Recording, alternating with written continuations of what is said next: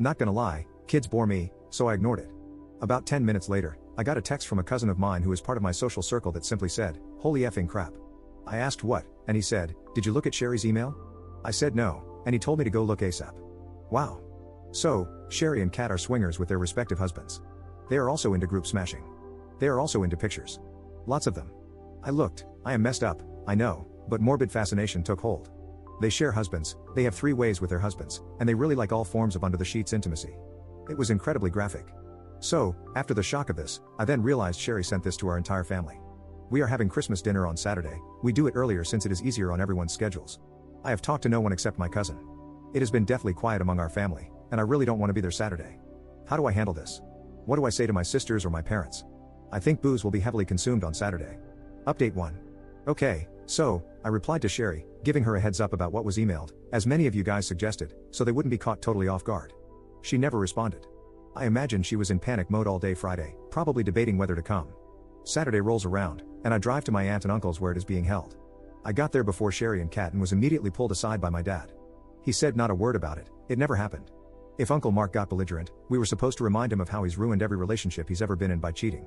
An hour later, Sherry and brother-in-law number 1 came in with their kids. Everyone greeted them, hugged, etc. She came up to me with a look that said, "Do you hate me?" That kind of broke my heart. I hugged her, said I loved her no matter what, and left it at that. Kat, their son, and brother-in-law number 2 came in 30 minutes later, and we did the hug and greet. The rest of the dinner was normal, with no outrageous comedy lines or outbursts. That being said, I wanted to talk to one of them in private, because, after talking on here, I had questions. So last night, after the meal, those of us in the younger crew went to a bar not far down the road, while the older family watched the kids for the evening. All 4 of them hit the booze pretty fast, and I don't blame them. I am sure they had been waiting for the outrage all evening. Eventually, Kat and I ended up alone. We made small talk, and I was thinking about the best way to approach it. She finally just blurted out, "Just get on with it."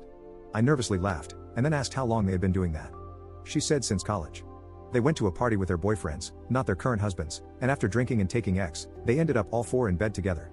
That started their new ventures. Later, they ended up trading boyfriends, to try something new. When they met their current husbands, they continued this practice and have been doing so since college. I asked why the pictures. She said they like to look at them to get in the mood. I asked how often they do these events. She said every 2 to 3 months, just something that spices it up for them. I asked if they do it with others, and she said no way. They're only comfortable with the 4 of them because they all have feelings for each other. I turned my head a bit at that, and she explained that she loves her husband more than anything, but after being with Sherry's husband on that basis for nearly 7 years, she couldn't help but have feelings for him. She said Sherry feels the same for her husband. She said her connection with Sherry has always stayed incredibly strong, and they have never felt jealousy. She said it makes the 4 of them closer as best friends. She told me that if either of their husbands went outside of the 4 of them, they'd cut their manhood off. My sweet sisters discussing cutting off the sacred sword was a pretty big shock, though it was in jest. I asked if they ever get with the other husband without their sister or their own husband. She said when they were younger they would, but work and life now restrict how often they can, and for the last few years, the interactions have always involved all 4 of them. So, it came down to the final big question, one that I had been working up the nerve to ask. Do you and Sherry ever do anything? She looked at me for a while, probably deciding if she should answer. She told me they had messed around with each other 4 times, once by themselves before they met their husbands and 3 times since. She said it takes being extremely in the mood and also depraved to even consider it, and it hadn't happened in years, but they had in the past, and who knows what the future holds. So, we had a few more drinks, just letting it all settle. Not going to lie, I enjoyed being close enough for her to open up to me.